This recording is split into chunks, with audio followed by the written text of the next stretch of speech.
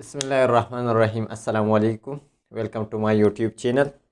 तो चलो आज हम डिस्कस करते हैं इस क्लास में कि हम कैसे एरिया फाइंड कर सकते हैं एक स्क्वायर का, और इसी तरह एक रेक्टेंगल का हम एरिया कैसे फाइंड कर सकते हैं।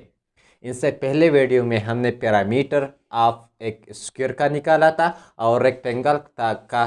तो आज हम इस वीडियो में एक स्क्वायर का एरिया फाइंड करेंगे और एक रेक्टेंगल का एरिया फाइंड करेंगे। तो चलो स्टार्ट करते हैं।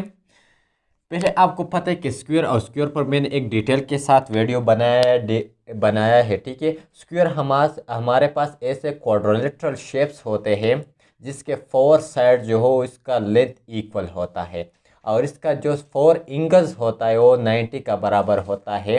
तो ऐसे क्वाड्रिलेटरल शेप को हम स्क्वायर कहते हैं। और ऐसे क्वाड्रिलेटरल शेप जिसके अपोजिट साइड हमारे पास इक्वल लेंथ का हो और फोर एंगल हमारे पास 90 का हो तो इसको हम रेक्टेंगल कहते हैं।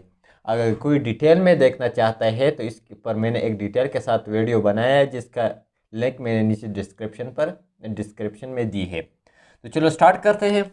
हमारे पास एरिया है कि हम एक स्क्वायर का एरिया कैसे फाइंड कर सकते हैं। तो इसके लिए फार्मूला ये है कि इसका जो फोर साइड होते हैं इसका अपना अपना एक लेंथ होगा और फोर साइड का लेंथ क्या होगा, इक्वल होगा। यानी इसके फोर साइड है, इनमें से इन टू साइड्स की मल्टीप्लिकेशन को हम स्क्वायर का एरिया कहते हैं।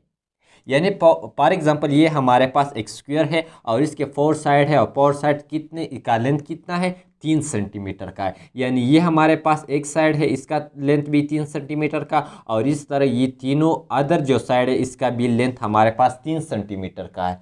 तो इनमें से इन दोनों साइड्स के मल्टीप्लिकेशन से हमारे पास स्क्वायर का एरिया फाइंड होता है।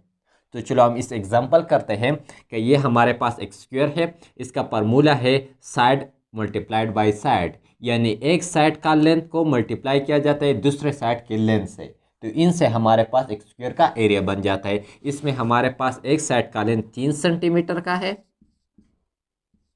अगर सोल्यूशन हम करते हैं तो इसके एक साइड्स का लेंथ हमारे पास 3 सेंटीमीटर का है और दूसरे साइड का भी हमारे पास क्या है, 3 सेंटीमीटर का है। तो इनके दोनों के मल्टीप्लिकेशन से हमारे 3 multiplied by 3 is equal to 9।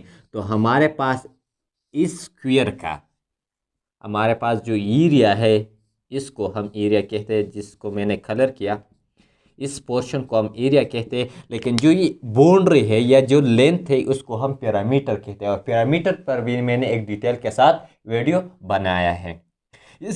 इसी तरह आप डिफरेंट एग्जांपल कर सकते हैं। फॉर एग्जांपल मेरे पास कोई और एक डायग्राम है, एक स्क्वायर है। फॉर एग्जांपल अगर मैं ये ड्रा को, ये हमारे पास एक स्क्वायर है, ठीक है, और इसके फोर साइड है और इसके हर साइड का लेंथ हमारे पास बराबर है। फॉर एग्जांपल 5 सेंटीमीटर का बराबर है। अगर इस वन साइड का लेंथ हमारे पास 5 सेंटीमीटर का है तो इसका चारों साइड का हमारे पास लेंथ कितना होगा, 5 सेंटीमीटर का होगा, ठीक है। अब हम इसका एरिया कैसे फाइंड कर सकते हैं। तो एरिया के लिए आपको फार्मूला याद है कि उसको साइड मल्टीप्लाइड बाय साइड। तो एक साइड यानी एक साइड का लेंथ हमारे पास कितना है, 5 सेंटीमीटर का है, और दूसरा साइड्स का भी हमारे पास लेंथ कितना है, 5 सेंटीमीटर का है। तो इन दोनों के मल्टीप्लिकेशन से हमारे पास यानी 5 multiplied by 5 is equal to 25। तो हमारे पास इन स्क्वायर का जो एरिया है वो हमारे पास है 25 सेंटीमीटर। तो ऐसे आप एक स्क्वायर का एरिया फाइंड कर सकते हैं। तो चलो हम रेक्टेंगल का कैसे एरिया फाइंड कर सकते हैं। तो इसके लिए फार्मूला क्या है, इसके लिए फार्मूला है कि इसके भी आपको पता है कि रेक्टेंगल का फोर साइड होता है और इसका जो अपोजिट साइड होता है वो उसका लेंथ एक दूसरे का बराबर होता है, यानी इक्वल लेंथ का होता है। तो अगर इस डायग्राम में या इस क्वाड्रिलेटरल शेप में देखा जाए तो इनका ये दोनों अपोजिट साइड है और इसका लेंथ भी 3 सेंटीमीटर का है और इसका भी 3 सेंटीमीटर का है, और ये दोनों जो साइड है इसका लेंथ हमारे पास 6 सेंटीमीटर का है और इसका भी 6 सेंटीमीटर का है। तो ये हमारे पास जो शेप है या जो क्वाड्रिलेटरल शेप है इसको हम रेक्टेंगल कहते हैं।